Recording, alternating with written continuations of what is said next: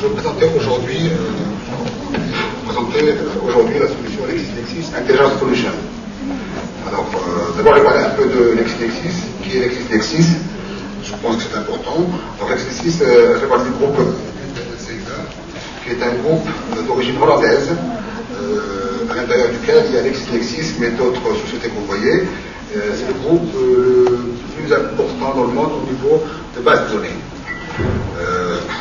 C'est un groupe qui fait à peu près 8 milliards d'euros de chiffre d'affaires et qui a commencé depuis plusieurs années à créer des bases de données dans le domaine scientifique, juridique, etc. Et tous les grands cabinets juridiques, tous les grands cabinets scientifiques utilisent la base de données LexisNexis. L'année dernière, LexisNexis a décidé d'avoir beaucoup d'informations et souhaitait avoir donc un moteur d'intelligence économique, d'intelligence en général. Et donc elle a fait un benchmark de différentes sociétés existantes dans le domaine. Et ce benchmark lui a permis de choisir la société Datos, qui est devenue aujourd'hui LexisNexis NIS. Voilà.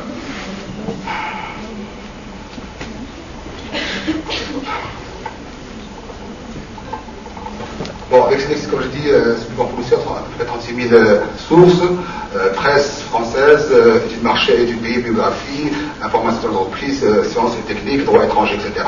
Alors tous les grands brevets de le monde, etc. se trouvent chez LexisNexis.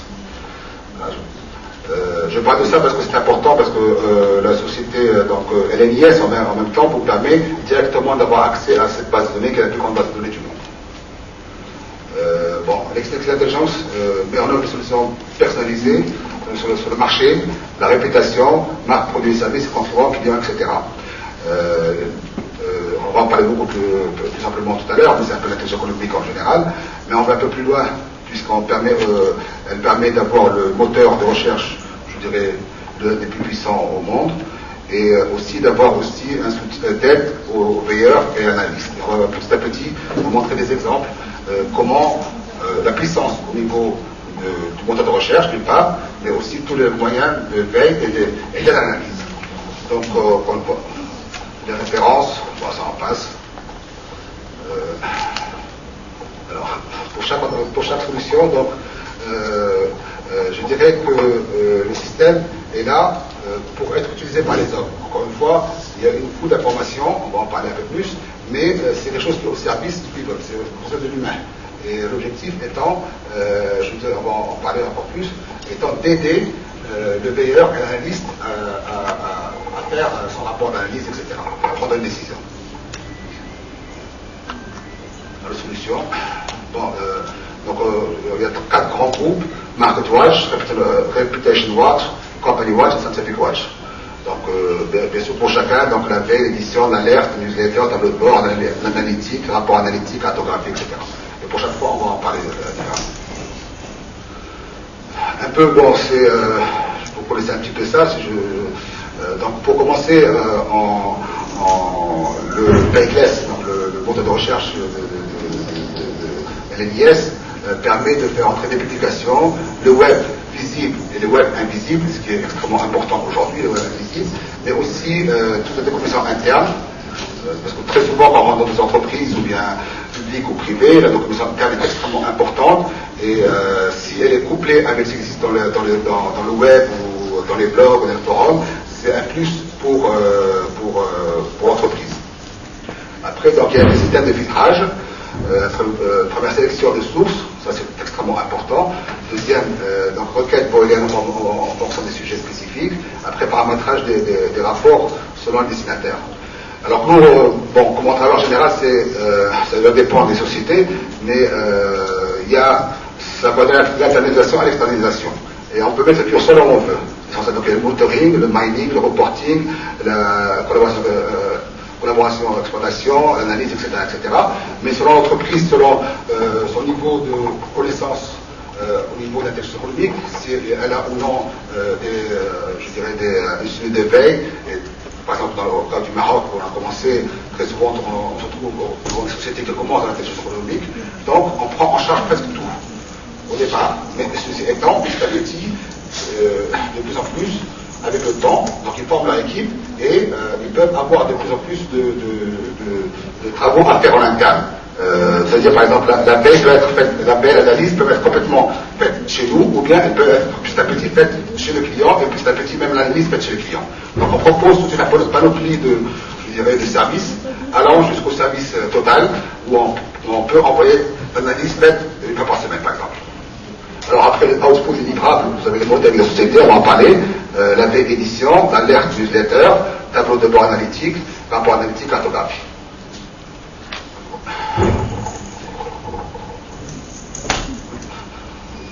Alors, comme vous savez, encore une fois, pour revenir, je crois que vous avez souvent ces genres d'exemples, les événements du 11 septembre, le FBI, dans un rapport officiel des Américains, savait qu'il y avait quelque chose, mais ils n'ont pas pu le lire, ils n'ont pas pu le détecter.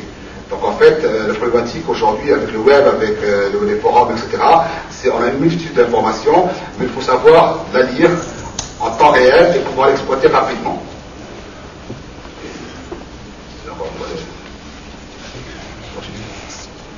Le deuxième grand problème, c'est, comme je dis, voilà, donc en 1970, le volume d'information doublait tous les 7 ans. Aujourd'hui, en 2010, il doublera toutes les 11 heures. Aussi, le phénomène des blogs, aujourd'hui, il y a près de 50 millions de blogs en 2005, et une croissance de 70% par an. Donc là aussi, nous réfléchissons vraiment à ce genre de problématique et nous répondons à ce genre de problématique. Pour ces sources officielles. Ça, c'est bien. Alors, encore une fois aussi, donc il y a beaucoup d'informations existantes, elles existent, comme je dis déjà, dans le web, dans les forums, etc. Le web invisible, je l'appelle le web invisible, mais aussi, encore une fois, en interne, etc.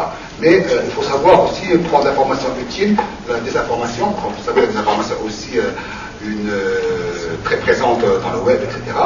Et l'information pertinente, par exemple, l'information, on peut trouver par exemple une information répétée 10 fois, par exemple. Le relateur sort un sujet, le lendemain il est repris par une autre, etc., etc. Il faut savoir quelle est la pertinente, quelle est la vraie, donc il faut qualifier les sources, et qualifier l'information. Sinon, on va tomber dans du bruit. Et l'objectif principal pour l'analyse et le veilleur, c'est d'avoir la bonne information. Et il faut savoir, donc, encore une fois, faire la différence entre la désinformation, l'information inutile et l'information pertinente. Et le but pour nous, c'est d'aider le veilleur, d'aider l'humain, donc lui apporter l'information utile. Je vais donner un exemple sur ça prend parce que effectivement quand on a commencé il y a 2 ans ici au Maroc, on rentrait dans les grandes sociétés, tout le monde disait ouais Maroc, est-ce qu'il y a quelque chose, est-ce qu'on peut pas aller dans la banque, est-ce qu'il y a des choses existantes. Alors je vous donne un exemple, vous pouvez faire ça sur Google, mais en utilisant le web invisible, vous allez voir la différence. Il faut savoir que Google n'a que 1/500e de ce qui existe dans le web, de ce qu'on appelle le web profond. Donc quand vous tapez Maroc, dans Google, vous allez voir 62 milliards 700 000.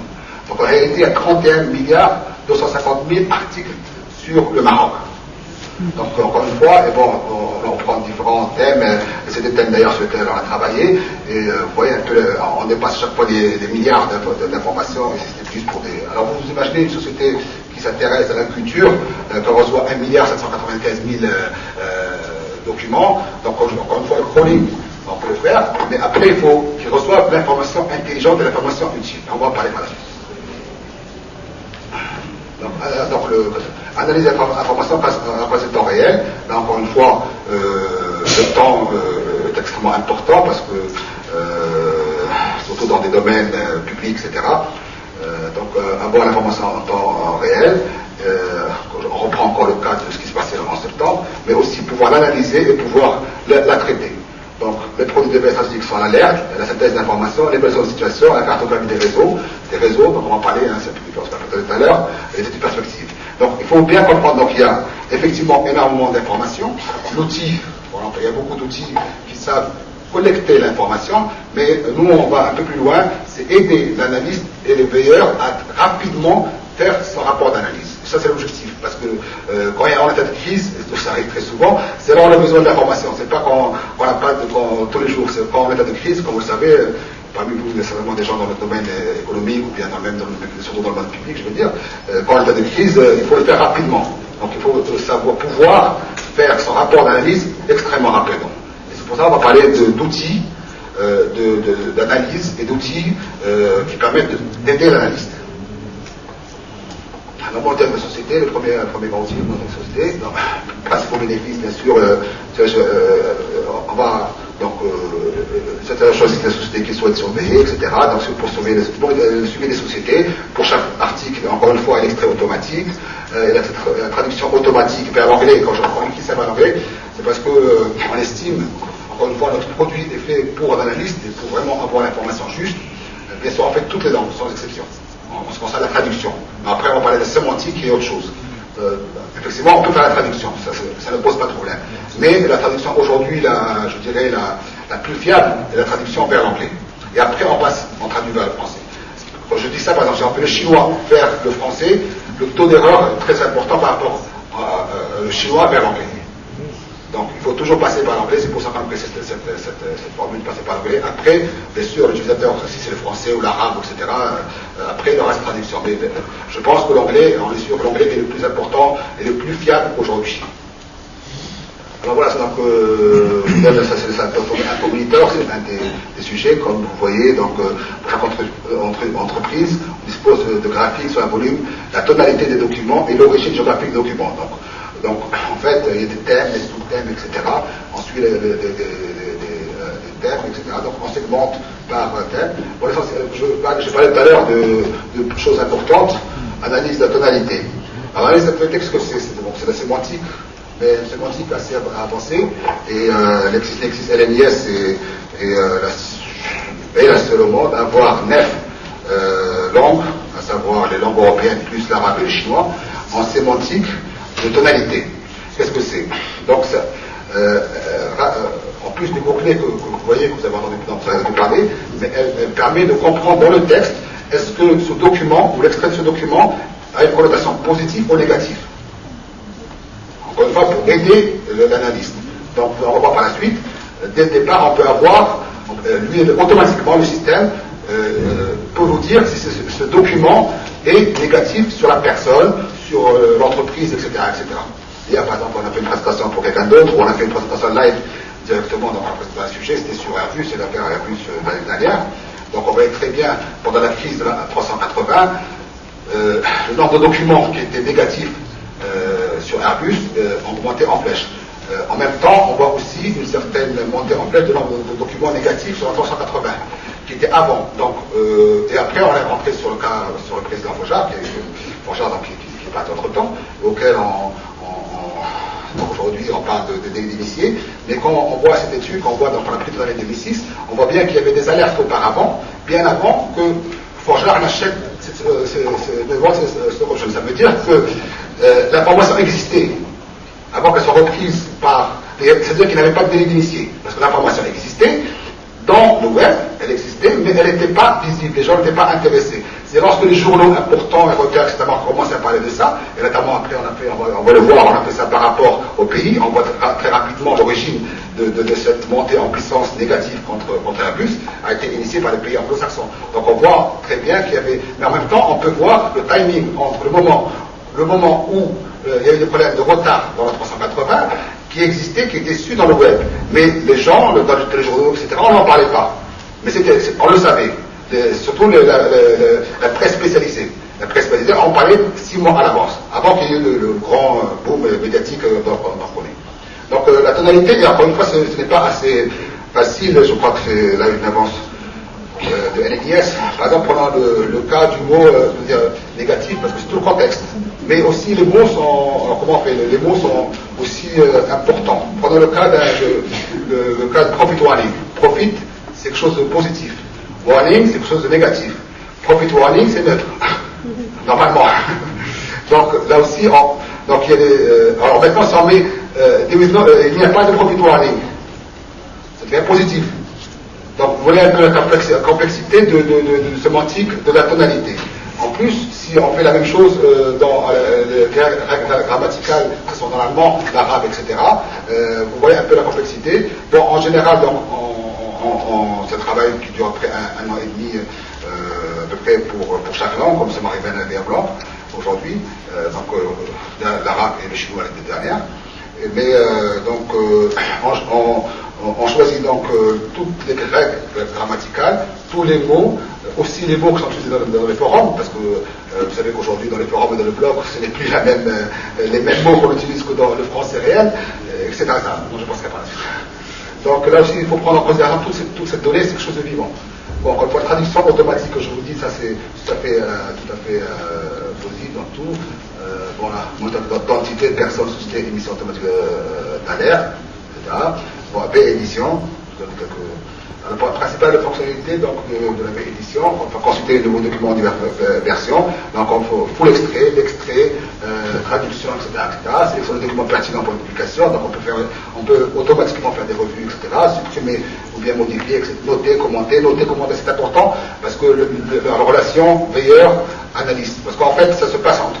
Il y a trois niveaux. Il y a l'administrateur du système qui fait le paramétrage du système, il y a le veilleur et l'analyste en bout de chaîne. Mais il faut qu'il y ait un retour, une interactivité entre les personnes. Et ça, dans toute la intelligence économique, le veilleur est là pour faire un second, il y a le filtre automatique, mais aussi le filtre humain. Donc il note à chaque fois les informations. Après, l'administrateur système, s'il y a beaucoup d'informations qui sont inutiles, l'administrateur système reparamètre par rapport donc, au nombre de documents qui ne sont pas pertinents, je dirais, pour la société.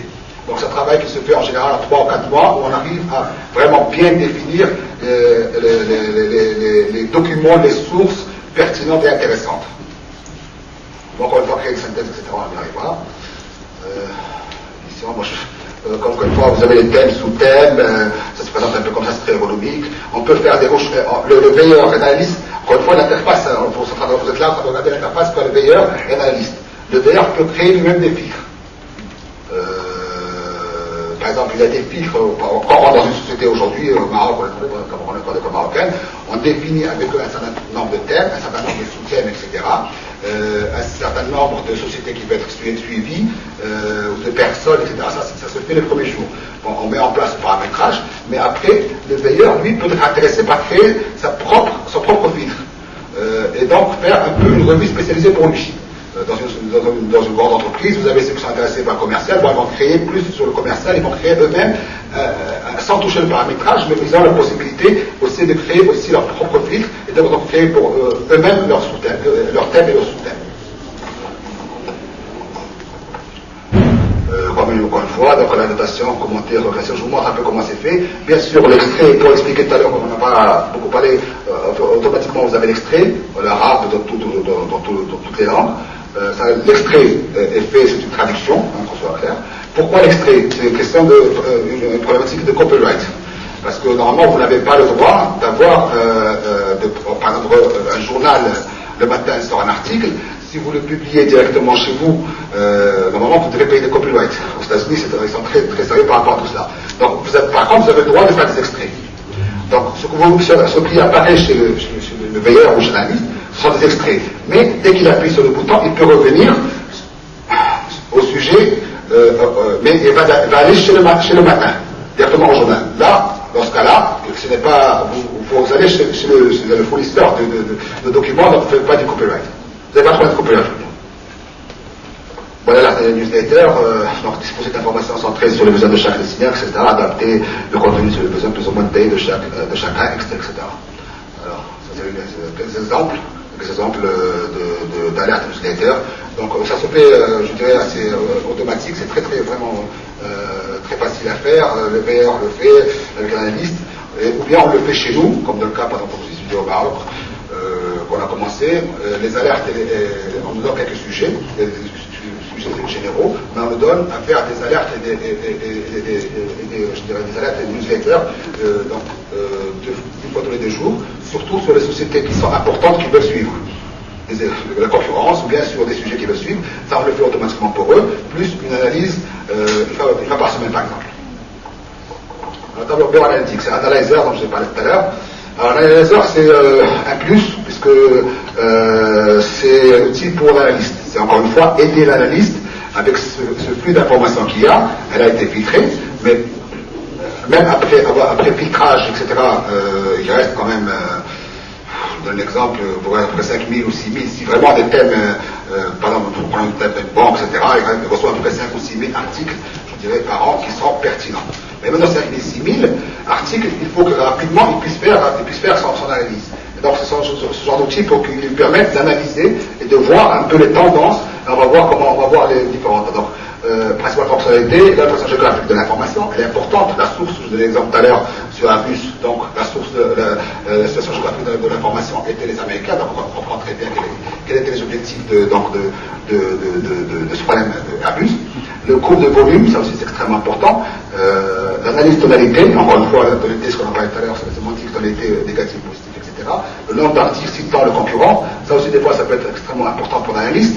Le top des sources, la description des sujets, description globale des sujets, etc. On va vous avoir quelques exemples. Là, vous voyez l'exemple un peu, comment c'est présenté. Donc, vous avez la carte du monde, on peut s'adresser à différentes formes. Quand vous cliquez là-bas, donc vous allez directement au sujet. D'accord? Mais aussi, vous avez le volume d'information qui est là, qui est en bas, on ne voit pas très bien. Donc, ça vous donne une idée un peu sur le nombre d'informations qui sont dans le temps. Donc, ça vous permet d'aller plus rapidement dans le temps. Notre exemple aussi, ça c'est alors chaque graphique est généré à chaque période. Donc, encore une fois, une présentation différente. Est-ce qu'on peut parler de ça? Donc, accès direct à chaque, encore une fois, on peut accéder directement au document qui est au fond, mais on peut le présenter sous forme de courbe, source, date, ça peut être par les périodes. Donc, ce journaliste, c'est lui qui va faire des demandes spécifiques par rapport à ses besoins. Avec ça, il peut comprendre beaucoup de choses. Vas-y. On peut mettre 5 minutes. Alors, par exemple, des concurrents, on peut comparer les concurrents, c'est-à-dire que ce qu'on va vous dire là, c'est que le système permet le croisement de l'information. D'accord? À partir du croisement d'informations, que ce soit les dates, que ce soit des thèmes, que ce soit des noms, que ce soit des pays, etc. Il les croise et il permet de faire ce genre de graphique. Et ça, c'est vraiment très intéressant pour un analyste. Si vous êtes parmi vous, des analystes, c'est extrêmement important pour comprendre ce qui se passe dans l'information.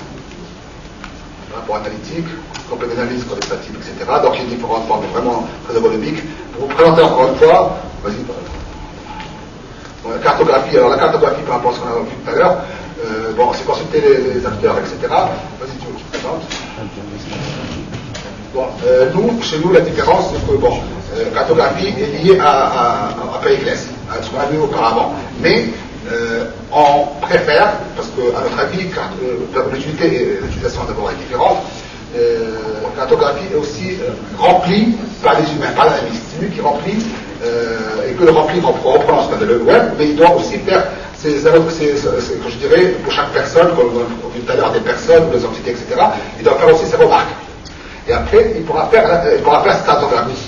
Là, on voit par exemple les liens politiques, les liens, je dirais, des fois associatifs, comme les ONG sont extrêmement importants dans un problème économique, etc., etc. Donc, il y a aussi un apport automatique, un apport de l'information qui existe sur le web, donc qu'il peut récupérer, mais aussi, lui aussi, il doit remplir ses fiches et créer cette cartographie, mais c'est une cartographie dynamique. C'est-à-dire qu'elle bouge, c'est en bas c'est Friedrich, là, si vous voyez, par exemple, M. Friedrich, là on appuie sur Friedrich, vous avez, il est en rouge, ça veut dire que c'est quelqu'un qui est négatif, qui a une tonalité négative par rapport au sujet.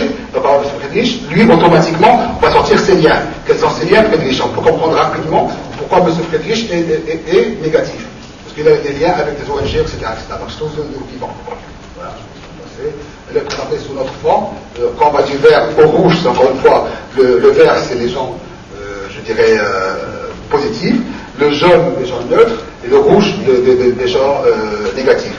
Parce que l'objectif dans une société, je vais en finir avec ça, c'est nos analystes, ce n'est pas d'aller vers le rouge, parce que le rouge, il est négatif, on n'y peut rien.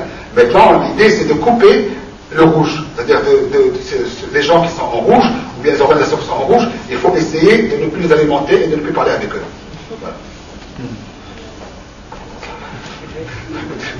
Voilà. Merci d'être venu.